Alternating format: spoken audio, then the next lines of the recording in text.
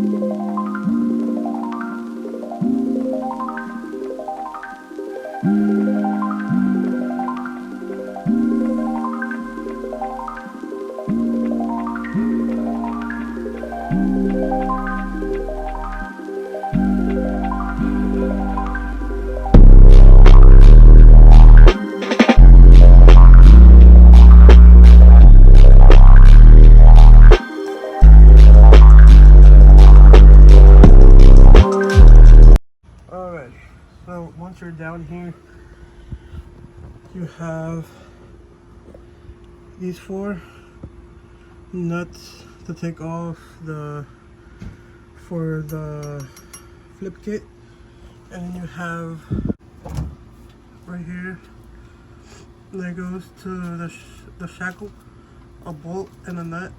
That's gonna be a 24, as well as the bolt, and these are gonna be 24s as well, along with that one.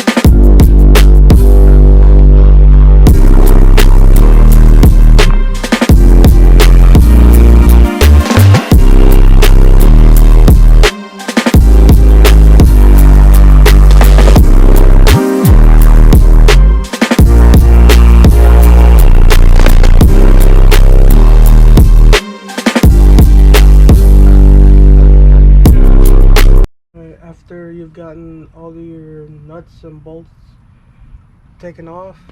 Now all you want to do is just lift it, put it to the side, and slide it out.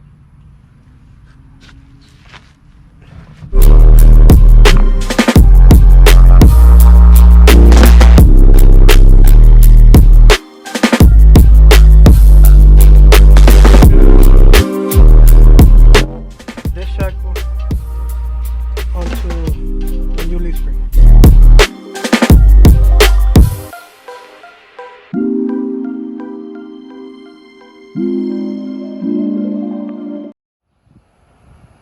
Alright, now that we got everything all switched out to the new lift spring, now it's time to put it back the same way it came out.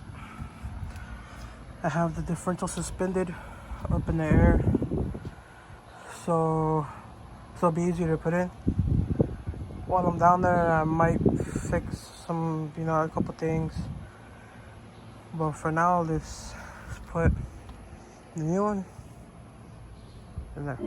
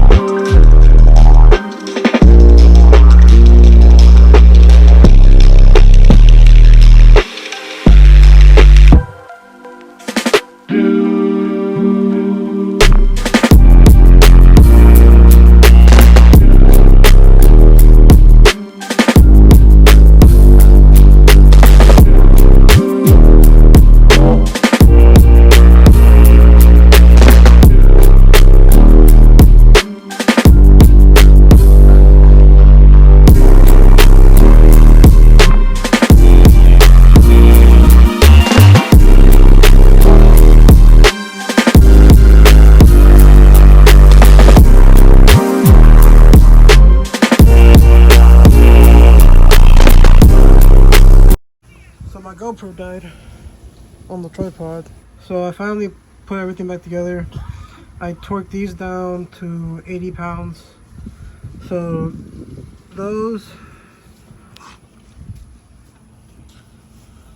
that bolt and that nut actually ended up being 21s. The front ended up being a 24, so 24 bolt and 24 nut. So yeah, everything's back together, the leaf spring's on, and now let's see how she rides. Alright guys, so the truck feels much better with the new leaf spring in. It feels 10 times better. My words can't even explain how good it feels. So I learned my lesson. Don't take the leaves off of your leaf springs. Yeah, no. So now the truck is sitting a little higher than it did before. Also, because I have air shocks in the rear, but it's sitting higher than it was. But